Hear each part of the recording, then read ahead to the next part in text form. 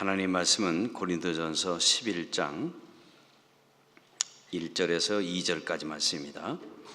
신약성경 고린도전서 11장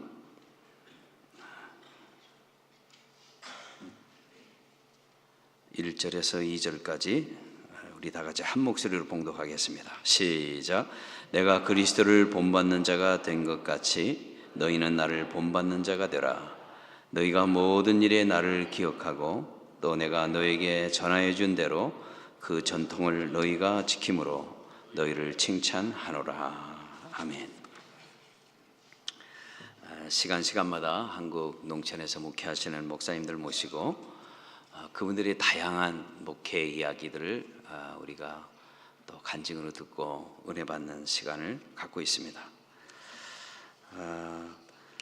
제가 대전신학교에 편입을 해서 잠깐 공부하고 저는 미국에 와서 이제 신학을 공부하게 되는데 32년 전에 대전신학교에서 공부하다가 이렇게 떠나게 됩니다. 그래서 이분들을 32년 만에 만났는데요.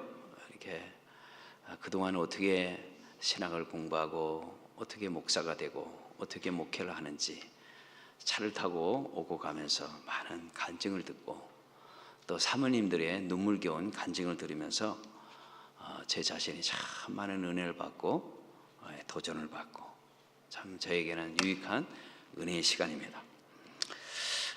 첫날 저녁에는 우리 이종학 목사님이 키가 작은 목사도 교회가 이제 박자를 맞춰죠. 키가 작은 목사도 교회가 된다. 오늘은요, 프로포즈 한 번 못 해본 목사도 교회가 된다. 제가 대전신학교 다닐 때 그 당시에 아이돌이었어요. 아주 얼굴이 미소년같이, 지금으로 말하면 아이돌같이 아주 잘생기고 날씬한 젊은 신학생이 들어왔는데요. 어떻게 지났나 봤더니 한 번 평생 프로포즈를 한 번 못 해봤대요. 그냥 사모님한테 찍혀가지고 그냥 결혼하자니까 그냥 결혼해주고 지금까지 살고 있는데 목회도 또 잘하시더라고요. 참 오늘은 어떤 간증을 할지 너무너무 기대가 됩니다. 오늘 본 말씀에 의거해서 주님을 닮아가는 사람, 이런 제목으로 말씀 전할 때 큰 은혜 받으시기 바랍니다. 자, 프로포즈 한 번 못할 목사님 나오실 때 박수로 한번 환영하겠습니다.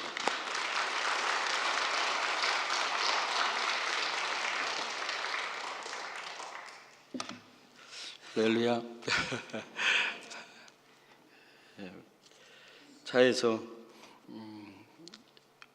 목사님 또 사모님 동생들이 와서 사실 뭐 처음 목사님 한 분은 이제 몇 차례 미국에 다녀가셨지만 나머지들은 처음 왔어요. 그러니까 신기하기도 하고 또 뭐 여러 기대도 있고 그런데 또 목사님 사모님 동생들이 왔으니까 한 군데라도 더 보여주려고 그냥 뭐 있는 시간 없는 시간 쪼개서 그렇게 저희들을 위해서 애쓰시는 걸 늘 보면서 감사하기도 하고요. 또 온 성도님들이 또 장로님들 또 권사님들 또 안수 집사님들 또 집사님들이 또 정성껏 이렇게 섬겨주시는 것을 보면서 고마운 마음 감사한 마음 갖고 시간을 잘 보내고 있습니다. 근데 차 안에서 이제 왔다 갔다 하면서 그런 얘기를 하다가 프로포즈 얘기를 하게 됐어요. 저는 고등학교 1학년 때 은혜를 체험을 했어요. 체험을 하고 하나님 앞에 서원을 했습니다. 내가 은혜를 받았는데 체험을 했는데 주님이 나한테 큰 구원의 축복을 주셨는데 내가 주님께 드릴 수 있는 게 뭘까 고민을 하다가 보니까 하나도 드릴 게 없더라고요. 학생이 뭐가 있겠어요, 가난한 학생이. 그래서 서원을 했습니다. 제가 시간밖에 드릴 게 없습니다. 그래서 제가 돈을 벌어서 11조를 드리기 전까지 드리는 그 순간까지는 제가 시간에 11조를 드리겠습니다. 서약을 하고 하루에 3시간씩 기도를 했어요. 새벽에 나가서 1시간씩 기도하고 또 학교가 끝나면 집에 와서 또 교회 나가서 2시간씩 기도하면서 또 성경을 읽고 기도하면서 그때마다 하나님께서 가지가지 은사를 주셨죠. 근데 사실 제가 이렇게 생겼어도 벽신이 씨 36대손, 주보공파 18대손, 제가 종손입니다. 그러니까 예수를 믿는다는 것이 쉽지가 않았어요. 저는 명절이 제일 싫었습니다. 왜냐하면 1월 1일이 되면 명절 구정만 되면 수많은 제사를 지내야 돼요. 제가 종손이니까. 그리고 제사가 끝나고 나면 불려가가지고 족보를 외워야 돼요. 그냥 모르는 족보를 어려서부터 끌려가가지고 족보를 외워야 되고, 그리고 집안마다 다 찾아가서 세배를 드려야 돼요. 그래서 저는 명절이 1월 1일 하루로 끝나는 게 아니라 사람들한테 그래요. 명절이 며칠 날까지인지 아냐? 제가 물어봐요. 여러분 명절이 며칠 날까지인지 아세요? 구정이 며칠 날까지인지 아세요? 구정은 1월 15일까지예요. 1월 15일이 대보름이죠. 정월 대보름까지. 그러니까 정월 대보름 되는 날까지 모든 집안 어른들을 다 찾아다니면서 세배를 드려야 돼요. 제가 안 가면 혼납니다. 종손이 빠졌다고. 그리고 집안 제사마다 다 찾아가야 돼요. 그렇게 지내다가 제가 예수님을 영접하게 되고 은혜를 받고 교회를 다니니까 집안이 난리가 났죠. 제가 제사를 이제 안 지낼 것 같으니까 난리가 났어요. 그러니까 엄마도 이제 집안의 어른들 아무도 예수를 안 믿죠. 부모님도 예수 안 믿고. 그런데 제가 은혜를 받고 하나님 앞에 소원을 하고 시간을 드린다고 해놓고 새벽마다 나가고 학교 갔다 오면 공부 안 하고 또 교회 가서 앉아서 기도하고 또 학교도 가면 쉬는 시간만 되면 그냥 성경책 꺼내놓고 성경책을 읽어요. 너무 좋아요 그게. 그래가지고 막 은혜를 체험하면서 그렇게 지냈어요. 그러면서 하나님 앞에 기도했습니다. 무슨 기도했냐면 돈 많이 벌게 해주세요. 장사해서 큰 사업가 되게 해주세요. 그런 기도를 2년 동안 했어요. 2년 동안. 기도할 때마다. 그러니까 신학을 한다는 생각은 전혀 하지도 않았고 그냥 기도하면서 돈 많이 벌어서 장로로 교회 봉사해야 되겠다 생각을 했는데 교회에서 어느 날 목사님 오시더니 신학을 한번 해봐라 그러시더라고요. 근데 신학이 뭔지도 몰랐죠. 그냥 신앙생활 교회 다니면서 열심히 그냥 기도하고 열심히 그냥 봉사하면 된다 생각했는데 신학해라 그러니까 이게 신학이 뭔지도 모르고 그냥 그런데 제 귀에 딱 들어온 것은 대학교라는 거예요. 그게. 그래가지고 신학교에 갔는데 이게 교회에서 배운 것하고 신학하고는 전혀 달라요. 그래가지고 제가 4년 동안 다 리포르처럼 한 얘기는 뭐냐면 이 학교는 이단이라 그랬어요. 이단이라고. 그러면서 그냥 공부는 해야 되니까. 왜냐하면 교회에서 장학금을 다 줬으니까 학비를. 집에서는 신학교 간다고 돈 한 푼 안 주시고. 그래서 교회에서 장학금 다 주니까 그거 받았으니까 학교는 가야 되고. 그러면서 시간이 점점 지나는데 이제 신대원을 가야 되죠. 그래 목사가 되니까. 근데 4학년 때 이제 신대원을 가면 영락없이 목사가 돼야 되는 거예요. 근데 가만히 제가 이제 고등학교 2년 동안 새벽마다 밤마다 하나님 앞에 가서 기도한 게 뭐냐면 장사하게 해달라고 그랬거든요. 돈 많이 벌게 해달라고. 그래서 그때도 하나님 앞에 그런 기도하면서 돈 많이 벌게 해주시면 제가 하나님 앞에 100교회를 드리겠습니다 그랬어요. 100교회를 개척해서 드리겠다고. 지어서 드리겠다 그랬어요. 학교도 지어드리고 병원도 지어드리고 선교사들도 많이 파송하는 저 혼자 돈 벌어서 그렇게 하게 해달라고 그런 기도를 했어요. 그런데 어느 날 갑자기 신학을 하다 보니까 이제 가만히 보니까 목사를 하면 아무것도 못할 것 같아요. 돈도 못 벌 것 같고 교회를 하나님 앞에 100개는커녕 한 개도 못 바쳐드릴 것 같고 그런 생각이 드니까 이제 내가 더 이상은 신학을 하면 안 되겠다. 그렇게 생각을 하고 신학을 안 하겠, 이제 더 이상 뭐 안 한다. 나 이제 장로하겠다, 장사하겠다. 이제 그래가지고 그때 이제 집사람하고 이제 연애 중에 있었는데요. 뭐 목사님 프로포즈도 한번 못 하고 결혼하고 목회한다 그러시는데 사실 이게 맞는 얘기예요. 1학년 때 신학교 1학년 때 집사람하고 저하고 같은 교회를 다녔어요. 같은 교회 출석을 하고 또 학생회 또 같이 활동하고 그러고 이제 제가 신학교 입학을 했는데 1학년 때 얼마 되지 않았는데 저한테 그러더라고요. 우리 결혼을 전제로 한번 사귀어 볼까 그러더라고요. 그래서 그냥 충격받아가지고 이 여자가 나를 좀 뭘로 알고 지금 이런 소리 하나. 그러면서 제가 이제 좀 피하려고 좀 시간을 좀 달라고 기도해보고 대답을 주겠다고 금식 기도하고 내가 대답 주겠다. 3일을 금식을 하고 만나서 그럼 그렇게 하자. 그리고 6년 동안 연애하고 결혼을 했어요. 지금 살고 있습니다. 근데 이제 신학 4학년 때 나 이제 더 이상 신학 안 하겠다고 나 돈 벌고 장사해서 돈 벌어서 장로로 봉사하겠다고 그랬더니 또 막 난리가 났어요. 신학을 안 하면 결혼 안 해주겠다고 그러더라고. 목사가 안 되면 결혼 안 해주겠대요. 고민도 되지만 또 뭐 제가 기도한 게 있으니까 나는 장사하겠다 그랬더니 이틀 전에 이디모데 목사님하고 또 사모님하고 만났어요. 근데 그 사모님이 저랑 신학교를 같이 다녔어요. 근데 그 사모님이 저희 집사람 유치부 선생님이었거든요. 그런데 이 4년 동안을 다니는데 저하고 다 같이 다녔어요.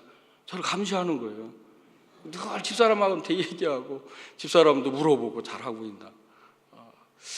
그렇게 하는데 제가 신학을 이제 안 하겠다 그러니까 두 여자가 저를 그냥 감금하다시피 해놓고 신학 친대원 시험 안 보면 안 하면 결혼 안 해주겠다고 막 윽박을 지르고 그래서 기다려봐라 기도하고 결정답을 하겠다. 그래서 하나님 앞에 기도했죠. 하나님 뭐 그동안 그래도 한 2, 3년 공부해야 그래도 신대원 가는데 뭐 그동안 공부 안 했으니까 어차피 떨어질 게 뻔하잖아요. 그러니까 붙으면 제가 목사를 하고 떨어지면 장사하겠습니다. 기도하고 했는데 어떻게 시험을 봤는데 붙었어요. 그래가지고 꼼짝없이 지금까지 아무 말도 못하고 목사를 하고 있습니다. 제가 신학을 하고 또 이제 목연을 하면서 신대원을 하면서 하나님 앞에 그런 기도를 했어요. 하나님 제가 새 교회 부교역자로 섬기고 그리고 개척을 하겠습니다. 그런 기도를 했습니다. 그래서 처음으로 제가 26살에 전임전도사로 이제 성지교회라고 하는 교회로 갔어요. 근데 교회를 갔는데 교회 분위기가 심란해요. 쉴마다 난리요. 쌈박질 하느라고. 제가 생각했던 교회가 아니에요. 그냥 그 난리고 교인도 몇 되지도 않는데 한 60명, 50명, 60명 정도밖에 안 되는데 막 쌈박질하고 난리야. 그래서 하나님 제가 여기 있을 곳이 아닌 것 같아요. 저 그만 사임하고 나가겠습니다. 한 달 만에 사임하려고 이제 마음을 먹고 이제 내가 이제 사임을 해야 되겠다. 그리고 이제 목사님 뵈려고 하는데 그날 밤 그날 저녁에 목사님 사고를 났어요. 사고가. 목사님 다른 교회 이제 헌신 예배 인도하러 가시다가 사람을 치었어요. 사람이 죽었어요. 근데 이제 이 사람이 무단횡단을 뛰어 들어오는 바람에 치여서 그 사람이 죽었는데 그 목사님 구속이 되신 거예요. 그 교회가 교육자가 저 하나밖에 없으니까 뭐 사표는커녕 이게 지금 다 뒤집어 쓰게 생겼어요 지금. 그러고 났는데 그리고 이틀 지났는데 또 전화가 밤 12시에 전화가 왔어요. 장로님한테서 전사님 우리 지금 어머님이 돌아가셨는데 빨리 와서 임종 예배를 좀 드려주십시오 그러더라고요. 제가 생전 임종 예배를 드려봤어야지. 그것도 밤 12시에 막. 그때만 해도 막 아직 통행금지 같은 게 있어가지고 돌아다니기도 어려운 때인데 그냥 뭐 교회까지 한 3km 되니까 또 막 뛰어가가지고 갔더니 기다리고 있더라고요. 다 기다리고 있어요. 근데 더 제가 겁이 났던 게 뭐냐면 그 돌아가신 어머님이 협동 측 목사님 사모님이신데 총회장까지 지내신 사모님이세요. 근데 전도사 또 아들은 교회 장로님이니까 우리 전도사님이 해야 된다는 게 장례식을. 그래가지고 저한테 임종 예배를 드려달라 그러는데 뭐 정신없이 예배를 드리긴 드렸는데 뭐 어디를 읽었는지도 모르고 무슨 찬송을 불렀는지도 모르고 그러면서 그냥 목사님 40일 동안 계시는 동안 이제 재판받고 이제 나오셨어요. 뭐 무단 횡단하면서 친 거니까. 그리고 이제 그러면서 이제 교회에서 일을 하는데 그게 처음 갔는데 새벽 예배도 안 드리더라고. 저는 이제 늘 새벽 예배를 드렸기 때문에 자연적으로 새벽 예배를 드리러 갔더니 권사님 두 분하고 청년 하나하고 서히 앉아서 기도하고 있더라고요. 제가 들어가니까 이분들이 쌍수를 치고 환영을 하는 거예요. 전사님 오셨으니까 우리 예배 드리자는 거예요. 그래서 새벽 예배 안 드립니까? 그랬더니 우리 교회는 새벽 예배를 안 드린대. 그래가지고 이제 뭐 간단하게 그냥 예배 드리고 그날 목사님 뵙고 새벽 예배를 안 드리시나요? 그랬더니 안 드린대요. 근데 권사님 두 분하고 청년 하나하고 이렇게 저하고 예배를 드리자고 하는데 어떻게 하면 좋을까요? 그랬더니 뭐 전사가 알아서 예배 드려라 그러시더라고요. 그래가지고 그 새벽하고 이제 저하고 새벽 예배 시작하면서 또 청년부 맡아봐라 그래서 청년부 나와라 그랬더니 한 명 앉아 있더라고요. 청년부 한 명 앉아 있고 교회는 막 매일 그냥 쌈박질하고 난리가 나고. 그런데 자꾸 마음에 불쌍한 생각이 드는 거예요. 교회도 불쌍한 생각이 들고 교인들도 불쌍한 생각이 들고 하나님 왜 날 이런 곳에 보내셨을까? 처음 목회진데 좀 뭔가 좀 배우고 내 목회를 해야 되는데 왜 이런 쌈박질하는 교회로 보내서 나를 이렇게 힘들게 하실까? 그래도 어쨌든 한번 청년들 맡겨주셨으니까 청년들하고 해봐야 되겠다. 그래서 그 한 명 제가 불러가지고 너 지금부터 회장해라 네가 하나 앉혀놓고 제가 그랬더니 네 그러더라고요. 근데 그 친구한테 나중에 물어봤어요. 너 이 교회 다닌 지 얼마 됐냐? 그랬더니 제가 전사님보다 2주 먼저 왔어요. 그러더라고요. 2주밖에 안 된 청년 하나 데려놓고 회장 시켜놓고 청년부 시작을 했어요. 그래서 뭐 그 옆에 대학교가 있었는데 토요일만 되면 둘이 가가지고 막 찬양하면서 전도하고 막 그러는데 하나님 은혜로 학생들이 오기 시작을 하더라고요. 그러니까 1년 정도 되니까 한 40명 정도 됐어요. 근데 어른들은 뭐 여전히 싸우고 앉아있고 쌈박질하고. 근데 1년 동안 그 장로님 어머님이 돌아가시고 나서부터 1년 동안 하여튼 뭐 거의 매주 누가 돌아가시는 거예요. 몇 되지도 않는데 교인들이 한 20명이 돌아가시는 거예요. 20명. 나중에는 제가 목사님한테 말씀드려요. 목사님 왜 이렇게 교인들이 많이 죽습니까? 아니 전도를 해서 데리고 와도 지금 시원찮은데 그냥 1년 만에 20명이나 죽어나가니까 이게 참 안타까워서 제가 한번 물어봤어요. 어떻게 이렇게 돌아가시냐고 그랬더니 목사님 우시더라고. 그러면서 교회 역사를 쭉 얘기를 하시는 거예요. 지금 교회가 15년 동안 이렇게 쌈박질하고 있다는 거예요. 그런데 그 돌아가시는 분들이 다 뭔가 한 가닥씩 했던 분들이에요. 교회 안에서. 그러면서 우시더라고요. 그러니까 더 불쌍한 생각이 드는 거예요. 목사님도 불쌍한 생각이 들고 다. 그래서 청년들만 안 되겠다. 뭐 어른들은 뭐 이제는 제껴놓고 싸우든 말든 난 청년들하고만 해야 되겠다 하고서 더 막 불러내가지고 청년들하고 막 했더니 한 2년 정도 되니까 청년이 한 100명 되더라고요. 청년. 어른들은 주는데 청년만 느는 거예요. 그 아이들이 또 세례도 받고 한 5년 정도 되니까 청년들이 한 150명 정도 되고 그러면서 교회가 그때부터 점점 이제 안정이 되는 거예요. 한 3년 정도 지나니까 싸우던 싸움도 끝이고 또 이제 교인 어른들도 이제 서서히 교회 나오기 시작을 하고 그러니까 한 200명, 250명 정도. 그런데 뭐 청년들이 우울하죠. 150명 정도 되니까 그 아이들 세례 받고 청년만 세례교인이 한 100명 정도 되니까요. 재밌는 현상이 있더라고요. 교회 항전지구 세우는데 투표를 하는데 막 나 잘났다고 큰 소리 치고 막 하는 사람들은 다 떨어지는 거예요. 누가 되냐면은 청년부 부장하는 사람만 되는 거예요. 청년부 부장만 뭐 장로님이 되든 안수 집사님이 되든 투표만. 왜? 청년들은 몰표예요. 몰표. 100명이 몰표예요. 100명. 제가 그랬거든요. 다 나와라. 그러니까 100명이 다 나오는 거예요. 세례교인 100명. 몰표가 되는 거예요. 그러니까 교인들이 이제 청년들 눈치를 보는 거예요. 어른들이. 왜? 뭔가 하려면 청년들한테 잘 보여야 돼. 그러면서 청년을 통해서 교회가 막 안정이 되고 부흥이 되고 그러면서 자리를 잡더라고요. 그러면서 이제 다른 교회로 이제 제가 또 옮겨가게 됐어요. 5년 만에. 지금 있는 교회예요. 미래로 교회인데 그 전에 이제 이름을 바꾸기 전에는 한남중앙교회였어요. 한남중앙. 근데 그걸 갔는데 뭐 제가 이력서를 낸 것도 아니고 목사님 오시라고 하니까 그냥 갔어요. 그냥.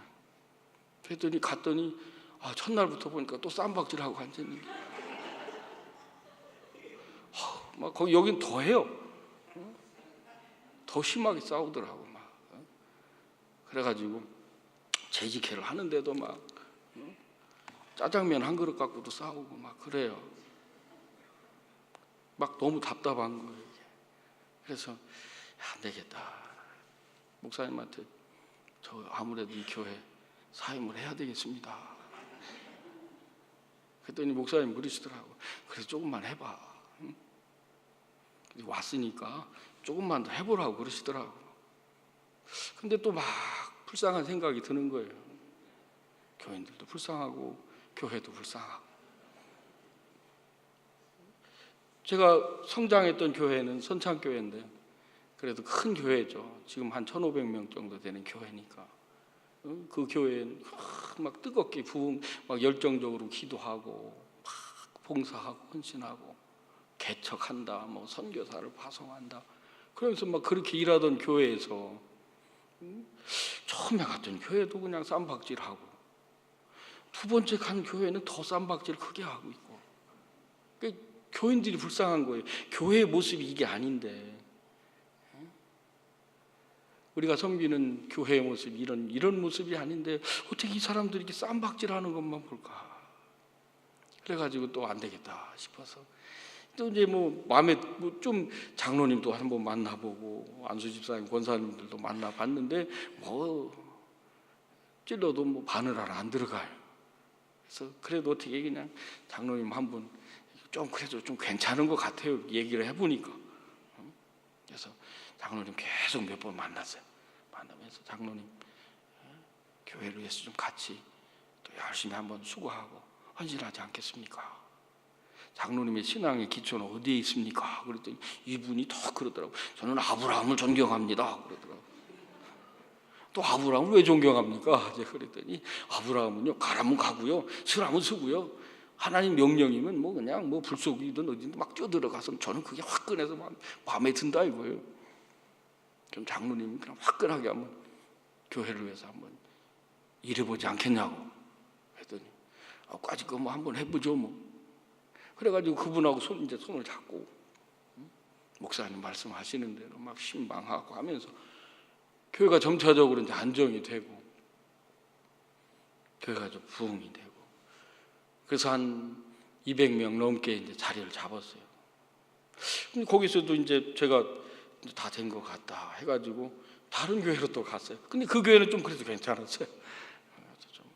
그래서 거기에 가서 부교육자로 또 한 3년 그렇게 봉사하다가 하나님이 제 기도를 들어주셨는지 3년 지나고 나서 정말 새 교회를 섬기고 나서 개척을 하게 하시더라고요. 그래서 2002년 월드컵 있던 해에 개척을 했습니다. 개척을 해가지고 열심히 하여튼 뭐 열심히 했죠. 그래서 교인들이 한 7, 80명 2년 되니까 되더라고요. 그래서 이제 땅도 사고 건물을 져야 되겠다 생각을 하고 기도하면서 집사람하고 막 땅 받기 하자 하면서 동네방네 돌아다니고 막 그러면서 마음에 드는 부지가 있었어요. 마음에 드는 부지가 있는데 보니까 평수가 굉장히 한 1,500평 되더라고요. 시가도 비싸고 막 그래서 이게 가능할까 고민하고 있는데 이 지금 있는 교회 원로 목사님한테 전화가 왔어요. 이 목사 한번 만나자 그러시더라고요. 그래서 예. 그래서 가서 만났는데 목사님 그러시는 거예요. 이 목사 우리 교회로 다시 올 생각 없어? 아니 저는 지금 개척하고 또 부흥도 되고 해서 지금 땅도 살려고 또 교회도 지려고 하는데 가기 싫습니다. 이미 소문 제가 들었죠.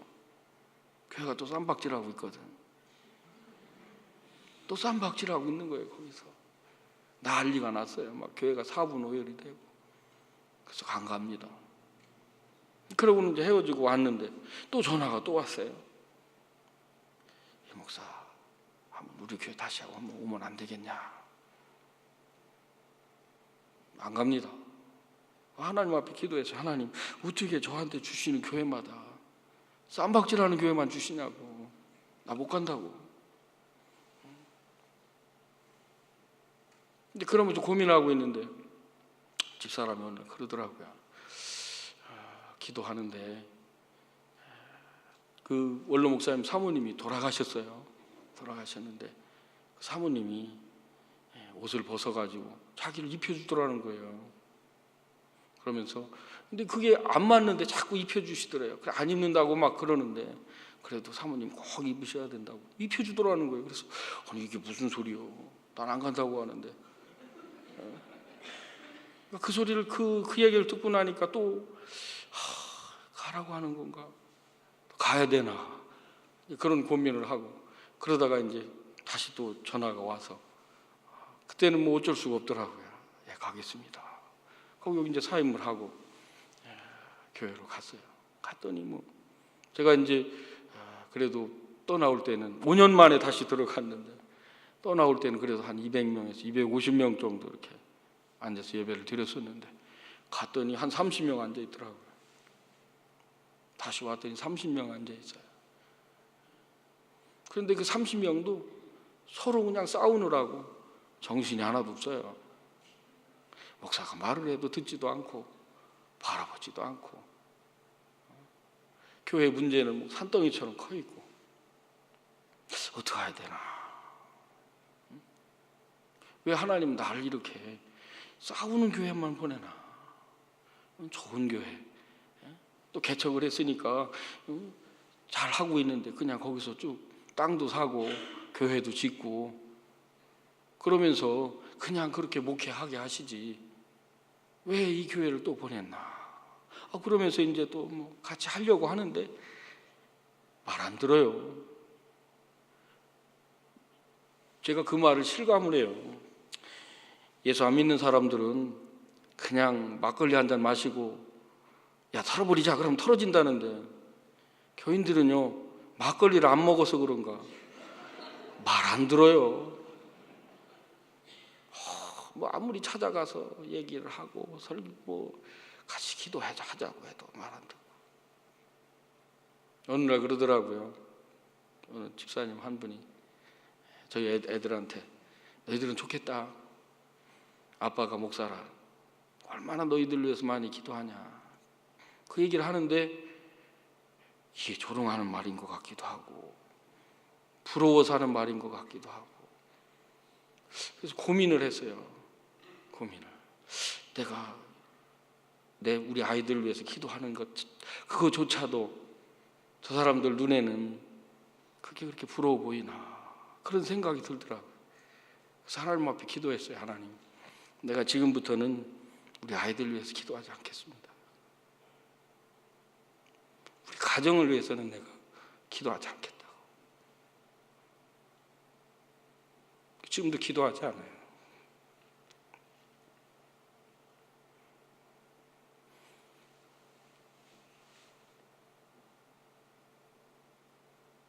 (1년에) 한 번 해줘요. 송구영신 예배 드릴 때 아빠가 아니라 목사로서 한 번 기도해줘요. 그리고는 안 해요. 그거까지도 그 사람들한테는 덕이 안 되더라고요.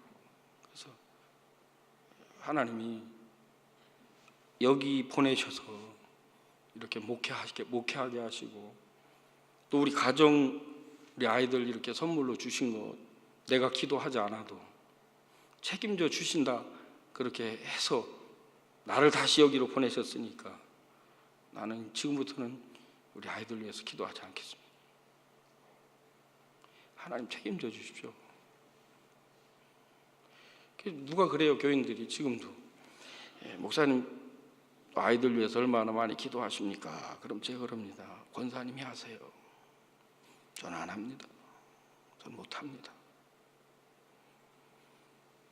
그러면서 이제 교회가 이제 뭐 문제가 해결이 돼야 되는데 해결이 안 되는 게 30명밖에 안 되는데도요. 얼마나 문제가 많은지 제가 10년을 재판을 했어요. 교회 문제 해결하려고 문제 있는 교회로 들어가서 노회에서 재판 2번 하고 총회에서 재판 2번 하고, 그것도 해결이 안 돼서 사회로 나가서 사회에서도 재판하고. 근데 목사가 다른 건 다 참겠는데 검사 앞에 불려가 가지고 진술을 하는데 세상 말로 표현하면 그렇게 쪽팔린 적이 없더라고요. 그래도 하나님의 종인데 내가 이런 수모를 받으려고 이 교회로 온 건가?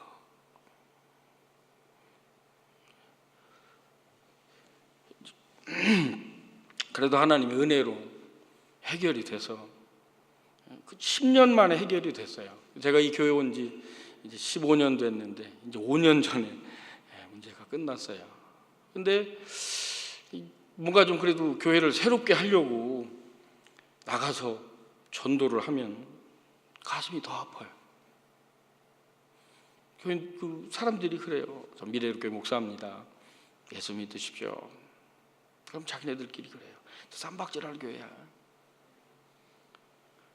저 교회 새로 목사 왔다는데 저 사람인가 봐. 그러는 거예요. 기가 막힌 거죠.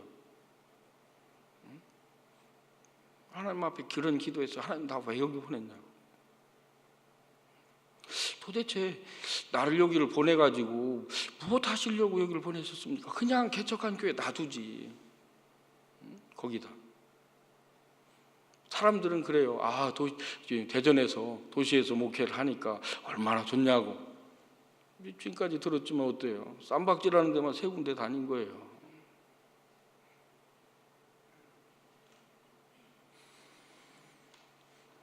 그러면서 교인들한테 그래도 뭔가는 목사니까 말씀을 해줘야 되고 기도도 해줘야 되고 쉽게 말해 양육을 해줘야 되잖아요. 신앙적인 양육을. 하나님 앞에 그런 기도를 하면서 말씀을 제가 쭉 읽고 묵상을 하면서 하나님이 저한테 주신 말씀이 이 말씀이에요. 오늘 말씀.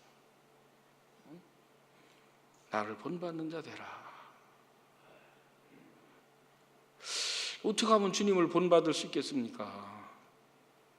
근데 저한테 그런 3가지를 주셔요. 하나는 나처럼 생각해라. 주님처럼 생각하라는 거예요. 근데 뭐 어떻게 주님처럼 생각하겠어요? 그냥 교회 바라보면 쌈박질하고 앉아있지. 목사가 무슨 말하면 듣지도 않지. 나가서 전도하면 쌈박질하는 교회 목사, 새로운 목사라고 손가락질하지. 근데 도대체 어떻게 해야 주님처럼 생각할 수 있을까? 그 고민을 하게 하시더라고요. 근데 정말 보니까 그러면서 물론 성경을 읽어서 기본적으로는 알죠. 주님이 어떻게 사셨는지 주님의 삶에 대해서는 이미 알고 있죠. 근데 알고 있었지만 그 주님의 생각하시고 살았던 삶이 정말 내 가슴 속에까지 아직은 덜 들어와 있더라고요.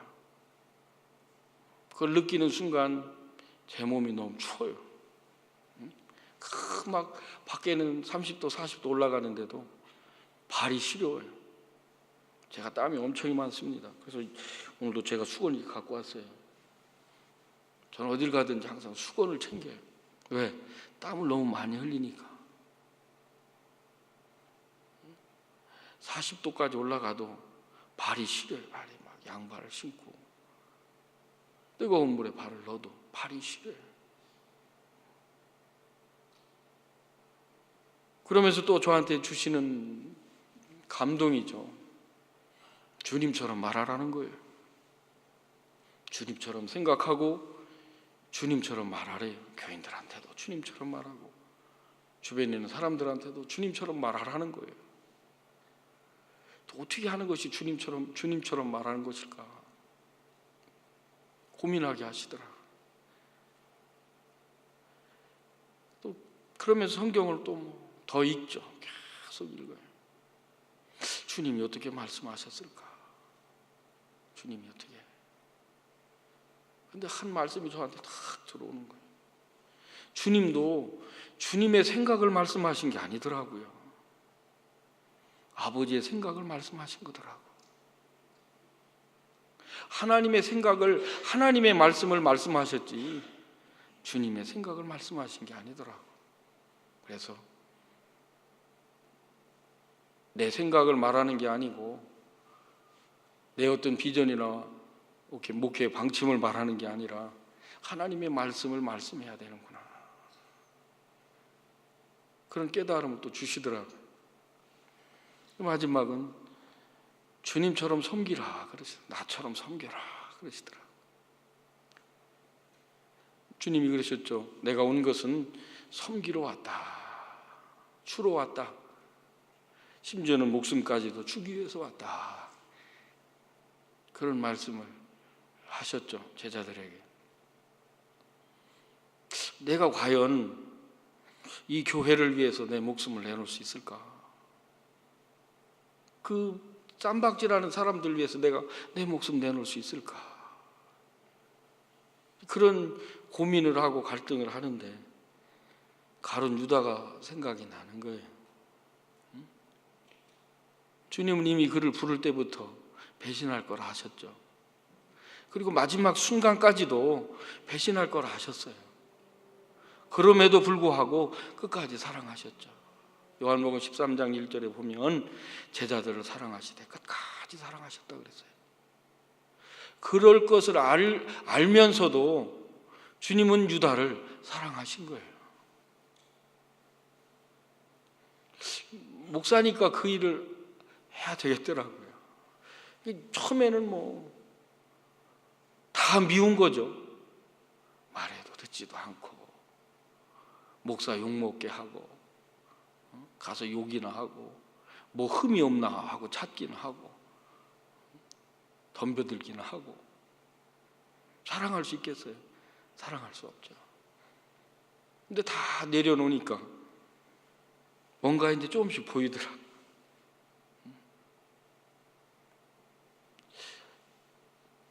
제 마음 여기까지 막 올라왔던 어떤 그 분노, 서운함 그런 것들이 내려가니까 이제는 그 사람들이 불쌍해 보이는 거예요. 측은해 보이는 거예요. 저 사람들이 나를 안 만나고 정말 훌륭한 목사님들을 만났다면 얼마나 행복했을까 저들이. 내가 이 성도들을 만나서 이 교회를 만나서 내가 불행한 게 아니라 이 양들이 이 교회가 더 좋은 목사를 만나고 지도자를 만났으면 저들이 얼마나 더 행복할 수 있었을까 하는 생각이 들더라고요. 그래서 올해 우리 교회 표어를 없네요. 주님을 닮아가는 사람들 그렇게 정했어요. 다시 시작하자는 거죠. 주님처럼 말하고 주님처럼 생각하고 그리고 주님처럼 섬기자. 근데 제가 이 교회에 와서 이제 저는 이미 전에 93년도부터 98년 4월까지 이미 5년 4개월 동안 이 교회에 있었어요. 그리고 제가 한남중앙교회에서 목사 한수를 받았습니다. 우리 교회가 44년 역사인데요. 지금까지 목사 한수 받은 사람 저 하나밖에 없어요. 쌈박질 하느라고 그동안 할 수가 없었죠. 누가 뭐 전도사님 오라고 해도 뭐 오지도 않고. 목사님, 원로 목사님 한 분 계신데 은퇴하시고 나서 그 후임으로 한 분이 오셨는데 3개월 만에 가방 싸가지고 도망가셨어요. 그러니까 안 오니까 저한테 오라고 한 거예요. 근데 지금은 이제 교회가 안정이 되고 자리를 잡아가요. 교인들 이제 이렇게 새로 등록도 하시고 오시고. 다행인 것은 저희 교회가 이제 굉장히 어려웠었는데 교회 안에 어린이집이 있어요. 정부에서 지원해주는, 쉽게 말하면 국공립 어린이집과 같은 어린이집입니다. 근데 거기도 뭐 굉장히 문제가 많아가지고 제가 정리를 하려고 운영 못하겠다. 그래서 재직회에다가 내놓고 정리하겠다고. 정리하려고 이제 구청에다가 우리 정리하려고 합니다. 그랬더니 구청에서 연락이 왔어요. 돈을 물어내야 됩니다. 그러더라고요. 그래서 무슨 돈을 물어내냐고, 정리하면 됐지. 그랬더니 그 어린이집은 정부에서 투자를 해가지고 운영하는 어린이집이기 때문에 투자한 금액을 다시 내놔야 된다는 거예요. 그래서 얼마를 내놔야 되냐? 그랬더니 5천만 원을 내놓으래요. 지금 뭐 500만 원도 없는 판에 5천만 원 어떻게 내놓습니까? 그래가지고 재직회 다시 열어서 5천만 원 물어내라 그런다. 어떻게 하면 좋겠냐? 안수집사님 한 분이 손을 바짝 들더니 그래도 문을 닫아야 됩니다. 그래서 닫고 싶어서 지금 구청에다 연락을 했더니 5천만 원을 내놓으라고 한다. 5천만 원을 내놔야 이 문을 닫을 수 있다. 그냥 닫아지는 게 아니라 5천만 원을 내놔야 된다고 한다 지금. 그러니까 그 문제 때문에 지금 모였으니까 어떻게 하면 좋겠냐? 그랬더니 그래도 손 들고 또 문을 닫아야 된대요. 그래서 참 좋다. 문을 닫으면 좋겠냐, 열으면 좋겠냐 결정을 하자. 대신에 문을 닫자고 하면 닫자고 말하는 사람이 5천만 원 내놔라. 돈이 없으니까, 교회도 돈이 없고 나도 돈이 없다. 그러니까 닫자고 하는 사람이 5천만 원 내놔라. 그리고 닫자. 닫을 사람 손 들으라니까 아무도 안 들더라고요. 그래가지고 어쩔 수 없이 다시 어린이집을 운영을 했어요. 근데 운영을 하다 보니까 이 민간 어린이집하고 다른 거야 이게. 쉽게 말하면은요, 거기 있는 교사들이 공무원이요. 정부에서 봉급이 나와요. 지원비도 다 나오고. 그런데 그거를 개판으로 운영한 거예요. 그 좋은 걸. 그래가지고 안 되겠다. 다시 한번 해봐야 되겠다. 제대로 한번 해보자. 해가지고 제대로 하면서, 집사람이 그때 이제 직장을 다니고 있었어요. 행정직 공무원 있었는데, 당신 사표 내라. 그리고 이거 와서 해라. 그래서 집사람이 이제 숙대 대학원 이제 공부해가지고 원장 자격증을 갖고 있었습니다. 그래서 공무원 그만두고 어린이집 와서 운영하면서 지금 한 8년, 9년째 됐죠. 너무 좋은 거예요. 4년 동안 뭐 제대로 원칙대로 하니까 아이들이, 저희들은 67명이고 정원이 67명이고 또 시간 연장이라고 해서 밤에 맞벌이 부부들 그 아이들까지 봐줍니다. 그래서 그 아이들 4반을 봐줘요. 그래서 한 100여 명 됩니다. 직원이 한 15명 정도 되고. 열심히 잘하니까 소문도 나가지고 대기하고 있어요. 들어오려고. 한 번 오면 안 나가요. 왜냐하면 맞벌이 부부들은 여기보다 더 좋은 데가 없어요. 왜냐하면 9시 반까지 봐주니까 부모님들이 와서 데려가면 돼요.